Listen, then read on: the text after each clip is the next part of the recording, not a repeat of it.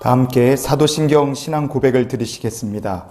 전능하사 천지를 만드신 하나님 아버지를 내가 믿사오며 그 외아들 우리 주 예수 그리스도를 믿사오니 이는 성령으로 잉태하사 동정녀 마리아에게 나시고 본디오 빌라도에게 고난을 받으사 십자가에 못 박혀 죽으시고 장사한 지 사흘 만에 죽은 자 가운데서 다시 살아나시며 하늘에 오르사 전능하신 하나님 우편에 앉아 계시다가 저리로서 산 자와 죽은 자를 심판하러 오시리라.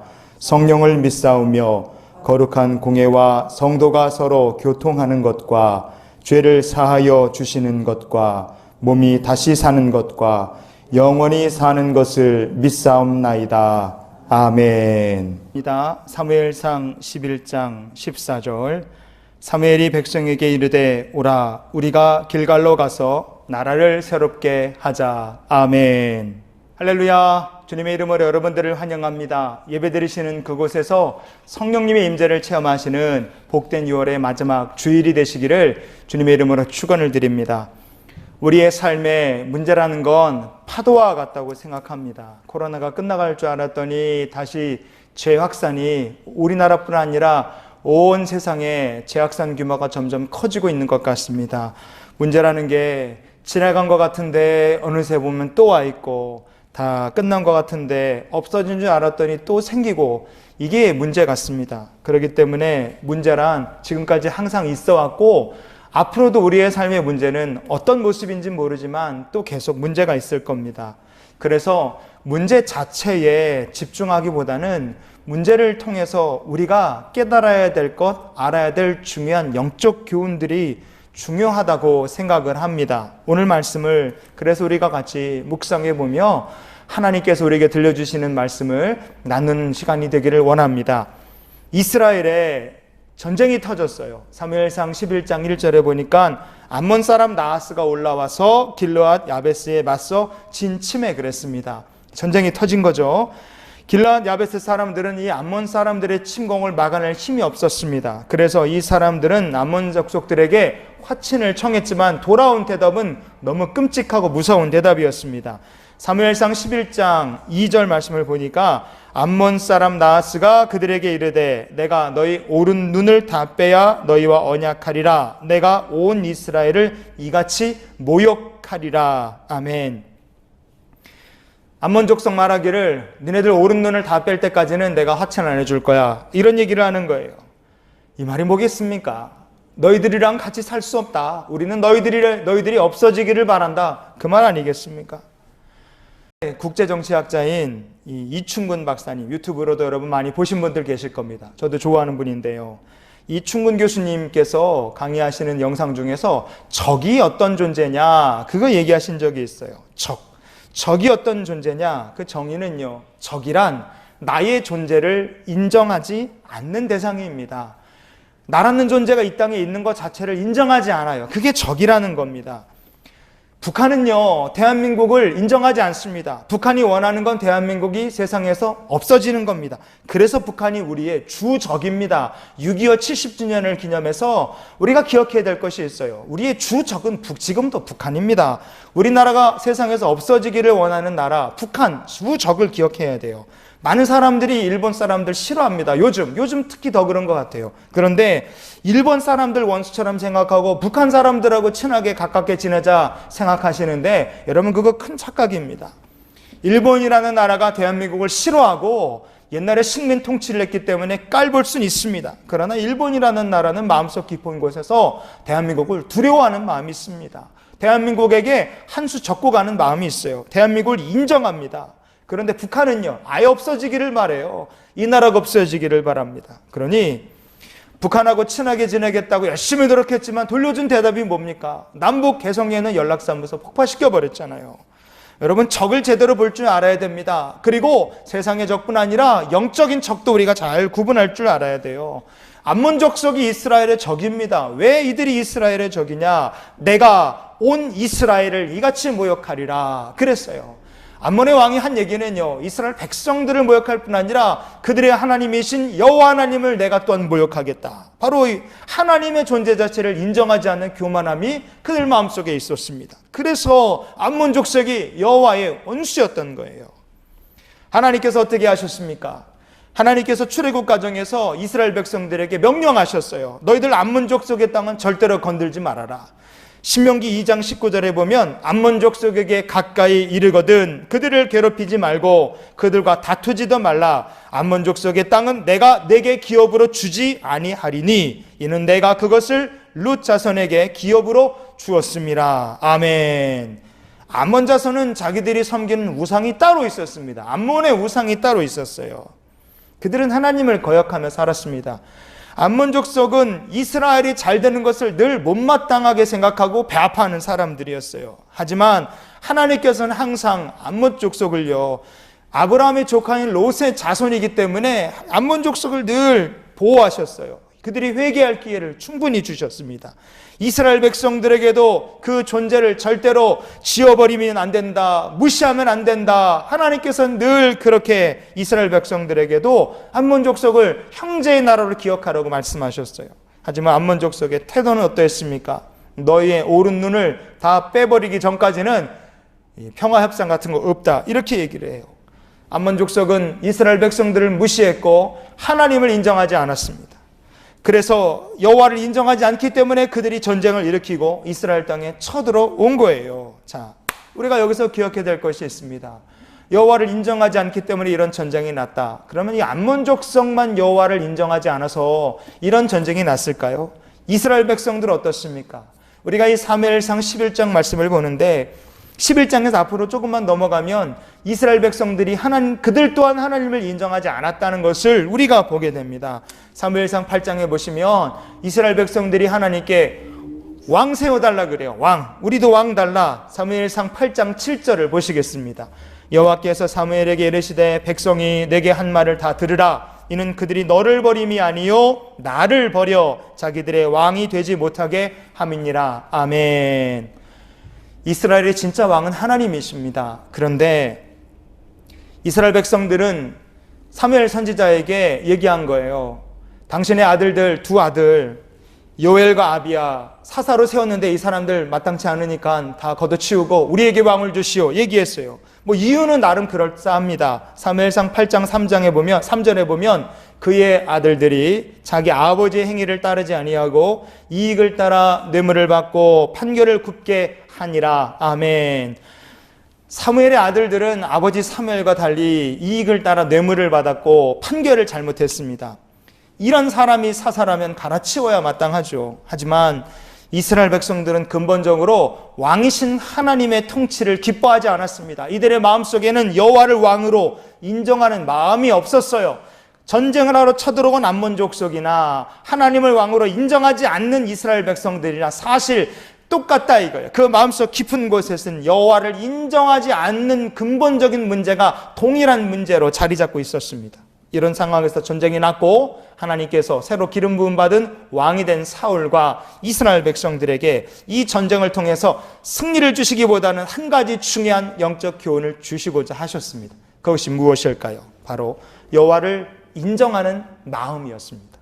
여호와를 인정하는 마음, 하나님께서 통치하시는구나, 그것을 인정하는 믿음을 갖기 원하신 겁니다.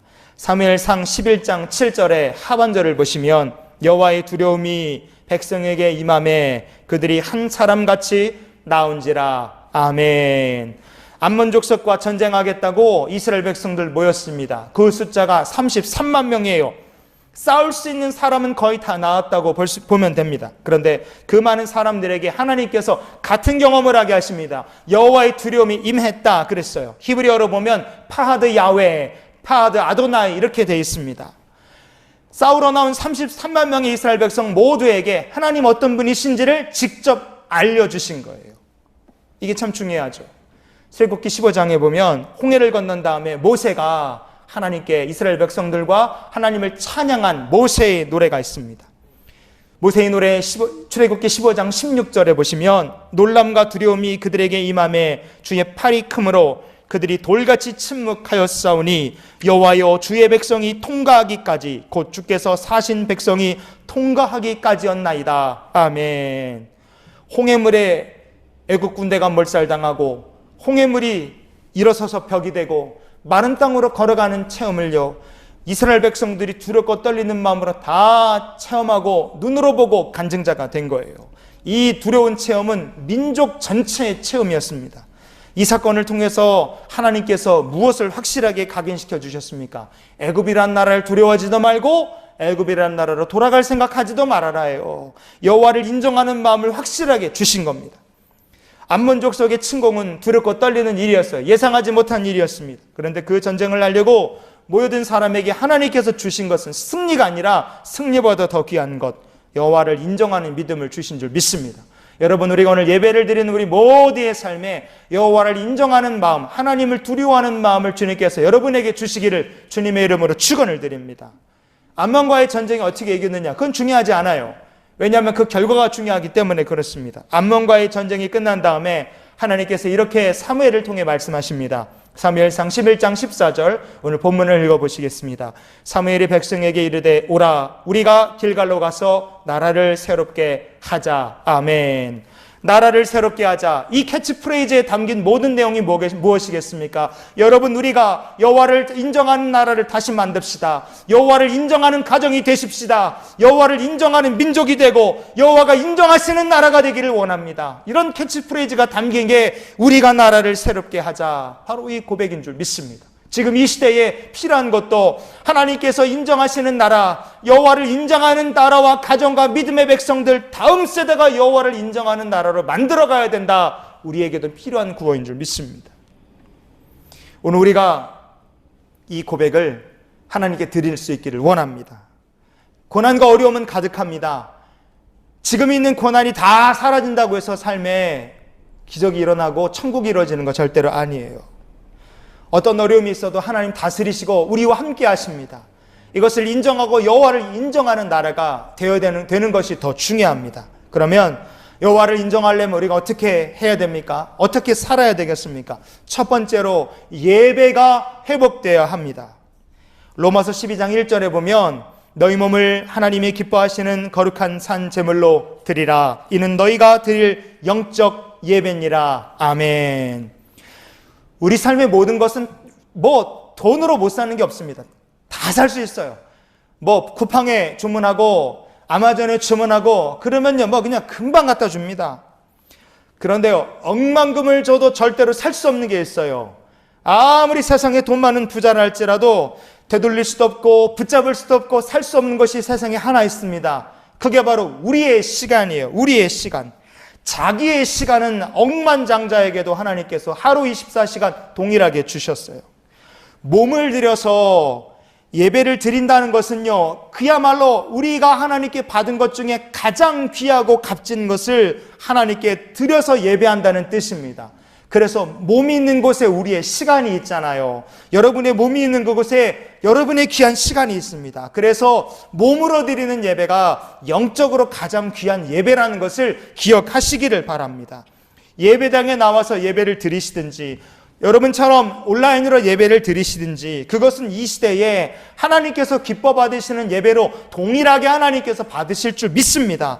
중요한 것은 예배 드리는 이 시간을 집중을 해서 하나님께 영광 돌려드리고 여러분의 가장 귀한 것을 드려서 하나님께 예배하는 성도들이 되시기를 바랍니다. 내 시간을 하나님께 드리며 여호와를 인정하는 성도가 되실 수 있기를 주님의 이름으로 축복을 드립니다. 우리가 하나님을 인정하며 살려면 어떻게 살아야 되겠습니까? 두 번째, 기도가 회복되어야 합니다. 열왕기상 8장 33절에 보면 만일 주의 백성 이스라엘이 주께 범죄하여 적국 앞에 패하게 되므로 주께로 돌아와서 주의 이름을 인정하고 이 성전에서 주께 기도하며 간구하거든. 아멘. 솔로몬의 성전 봉헌 기도죠. 하나님을 인정하는 사람은 반드시 기도하며 살게 되어 있습니다. 기도하며 살아야 돼요. 적국 앞에 패하게 되거든. 우리의 잘못이든지 아니면 우리의 잘못이 아니라 하든지 이유는 다를 수 있습니다. 그러나 결과적으로 적국 앞에 패하게 되었을 때 믿음의 사람들에게도 원하지 않고 감당할 수 없는 어려움이 찾아올 수가 있는 겁니다. 욥은 믿음이 있지만 고난을 당했어요. 예수님 하나님의 아들이시지만 십자가의 고통을 당하셨습니다.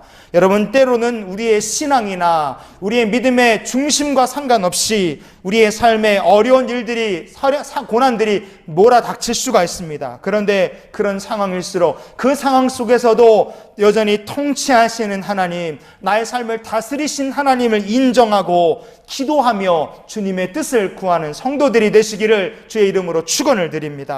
마지막으로 여호와를 인정하려면 우리가 어떻게 살아야 하겠습니까? 마지막 것은 바로 이겁니다. 범사에 하나님의 통치를 인정하며 사는 것입니다.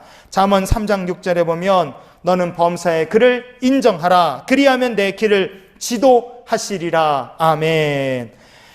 내 삶의 모든 것은 지금도 하나님의 통치와 주권 아래 있다. 우리의 길을 지도하고 계시다. 우리가 이것을 인정할 때 인생도 가정도 나라도 새로워지는 역사가 나타나게 될 줄 믿습니다. 코로나 시대에 교회가 욕을 많이 먹고 있어요. 억울한 면도 있지만 그러나 세상이 교회를 욕하는 게 이해가 되는 부분, 우리가 수긍해야 될 것도 있다고 생각합니다. 방역을 제대로 못해서 욕먹죠. 집단 감염이 일어나서 욕먹는데 비난받아도 입이 10개라도 할 말이 없는 일입니다. 사무엘 선지자의 아들들이 그랬던 것처럼 이익을 따라서 하지 말아야 될 일들을 하는데 물질로 사람들에게 실망감을 주고 또 가지고 있는 목회자의 권세 가지고 잘못된 행동하고 잘못된 판단을 저지른 분들도 많죠. 그래서 욕먹어 마땅한 일을 하는 영적 지도자들도 많습니다. 또 동성애 축제 이런 데 가서 축복 기도를 해준다, 이런 말도 안 되는 일을 하는 목사도 있습니다. 이 세상의 교회를 욕하는데 다 그만한 이유가 있고 교회가 욕을 먹어서 싸다고 생각이 듭니다. 그러나 욕먹는 상황 자체가 좀 불쾌하고 힘들지만, 그러나 이런 일들을 통해서 우리가 해야 될 이 어려운 시간을 지나가면서 우리가 해야 될 영적인 교훈이 무엇이겠습니까? 이거 세상에 인정받는 교회가 되어야 되겠구나. 동시에 세상이 아니라 세상을 뛰어넘어서 하나님께 인정받는 교회가 되어야 되겠구나. 우리가 이런 어려운 시기를 지나가며 이런 마음을 먹고 이런 교훈을 얻고 지나가는 저와 여러분이 될 수 있기를 원합니다.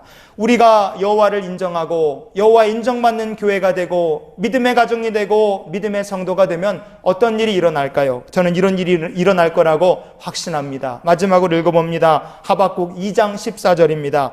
이는 물이 바다를 덮음같이 여호와의 영광을 인정하는 것이 세상에 가득함이니이다. 아멘. 성도 여러분, 우리부터 하나님을 인정하는 성도로 믿음의 삶을 사는 저 여러분이 되기를 원합니다. 내가 이런 일터에서 하나님께서 이 일터의 주인이 되시고 사업의 주인이 되시고 가정의 주인이 되시고 내 자녀의 주가 되시는 분은 나의 주, 나의 하나님이시다. 이것을 인정하며 자녀를 말씀으로 기도로 양육하는 믿음의 부모, 믿음의 엄마 아빠가 되기를 원합니다.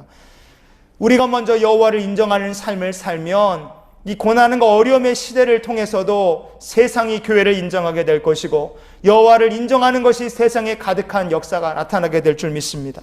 오늘 말씀처럼 가서 나라를 새롭게 하자, 이 말씀이 우리의 귀에 생생히 들리고 이 말씀을 마음에 담고 세상을 향해 나아가 여호와를 인정하는 삶을 세상에 보여주고 하나님께서 주 되심을, 왕 되심을 세상에 보여주는 축복의 통로로 복음의 도구여 증인으로 삶을 사는 저와 여러분의 삶이 되실 수 있기를 주님의 이름으로 축원을 드립니다. 기도하시겠습니다. 하나님, 저희들이 먼저 여호와를 인정하는 삶을 살게 해 주시옵소서. 여호와의 주권과 통치를 인정하는 믿음의 가정이 되게 하시며 우리가 하는 모든 일들에도 하나님이 주가 되심을 인정하고 주님께 모든 삶을 맡겨드리는 귀한 삶이 되게 해 주시옵소서. 우리의 경제생활도 여호와가 주 되심을 인정하며 주님께 맡기오니 하나님께서 우리가 맡긴 모든 것들을 주님께서 주관하여 주시고 우리의 삶에 말할 수 없는 축복과 은혜로서 주님께서 우리의 길을 지도해 주시고 복 주시는 거룩한 성도의 삶이 되게 해 주시옵소서. 오늘 예배를 구별하여 드린 귀한 성도들의 경영하는 모든 일들과 성도들의 삶을 축복해 주시며 예배 예배로 기도로 주님과 동행하며 하나님의 주되심을 인정하며 사는 모든 백성들에게 말할 수 없는 축복과 은혜, 믿음의 간증자가 될 수 있는 놀라운 축복들을 주님께서 날마다 더하여 주시옵소서. 이제 예배를 마치고 세상으로 주님의 백성들을 파송합니다. 여호와를 인정하는 믿음을 가지고 나라를 새롭게 하자, 가정을 새롭게 하자, 다음 세대를 새롭게 하자, 교회를 새롭게 하자, 내 인생을 새롭게 하자, 이런 결단 가정으로 나가는 주의 백성들을 주님 영원토록 축복하시며 그 발걸음을 인도하여 주시옵소서. 이제는 우리를 사랑하신 우리 구주 예수 그리스도의 크신 은혜와 하나님 아버지의 크고 놀라우신 사랑과 성령님이 함께 동행하시며 내주 교통 역사 충만케 하시는 은혜가 세상 향하여 나아가는 주님의 견 백성들, 이들의 내딛는 걸음 위에 저들의 가정과 삶 위에 여호와를 인정하는 믿음을 고백하는 모든 성도들의 행하는 일들 위에 주님의 축복, 은혜, 기름 부으심의 은혜가 영원토록 함께 하시기를 축원하옵나이다. 아멘.